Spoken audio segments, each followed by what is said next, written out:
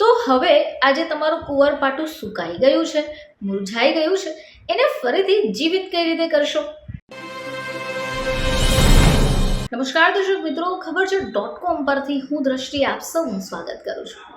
દર્શક મિત્રો, ઘણીવાર આપણે ફૂલ છોડ તો વાવી લઈએ છીએ, પરંતુ જો એની યોગ્ય દરકાર ન કરીએ તો એને સુકાતા વાર નથી લાગતી.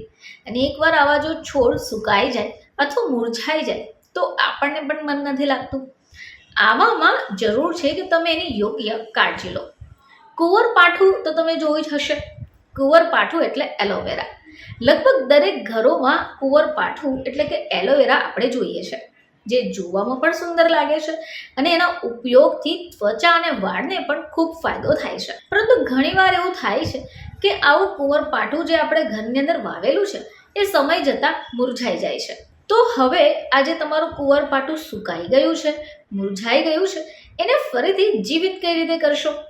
તો દર્શક મિત્રો, એલોવેરા પ્લાન્ટ જ્યારે તમે ઘરમાં વાવો છો તો એને તમે શેમાં વાવ્યું છે તે પણ તમારે ધ્યાને લેવું પડશે. આપણે વાત કરી રહ્યા છીએ એલોવેરા પોટ સાઇઝની. તો એલોવેરા પ્લાન્ટનું કન્ટેનર કદ છોડ માટે યોગ્ય છે કે નહીં તે તમારે તપાસવું પડશે. છોડના કદને આધારે જ આ પોટનું કદ પણ તમારે ધ્યાને લેવું પડશે. હવે આ સિવાય એલોવેરા પ્લાન્ટનું રિપોર્ટિંગ કરવું પડશે. કુંવરપાઠાના છોડને જમીનમાં અથવા જો તમે અન્ય કોઈ વાસણમાં રાખવા ઈચ્છતા હો તો તે બેટર છે, જેથી મૂળની ભીડ ટાળી શકાય અને છોડના મૃત્યુ તરફ તે એને દોરી જતું હોય છે. એટલે તમે એને ક્યાં વાવી રહ્યા છો એ પણ ખૂબ જરૂરી છે.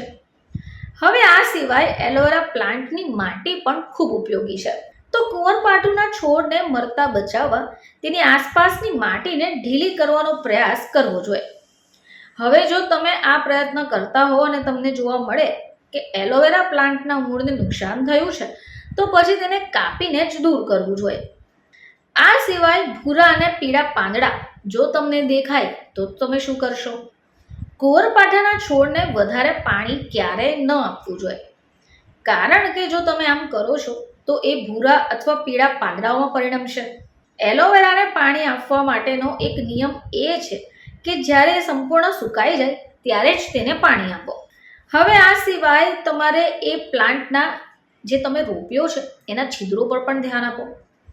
તમારે ખાતરી કરવી પડશે કે એલોવેરા પ્લાન્ટમાં પાયામાં ડ્રેનેજ છિદ્રો છે કે નહીં. હવે આના જ માટે ટેરોકાડા પોટ્સ રાખવાનું પસંદ કરવું જોઈએ.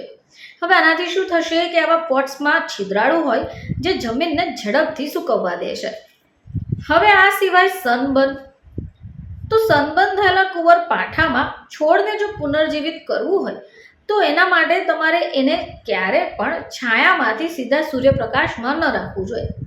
એના બદલે તમારે ધીમે ધીમે છોડને થોડા કલાક સુધી તડકામાં રાખવાનું શરૂ કરવું જોઈએ.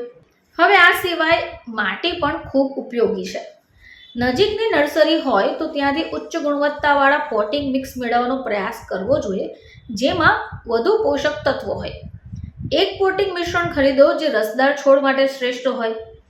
તો દર્શક મિત્રો, જો તમારા ઘરની અંદર રહેલો એલોવેરા છોડ પણ મૃત્યુ પામ્યો હોય તો તમે આ ટિપ્સનો ઉપયોગ કરી શકો. ફરીથી તમારી સમક્ષ હાજર થઈશું. ત્યાં સુધી જોતા રહેજો ખબર છે .com.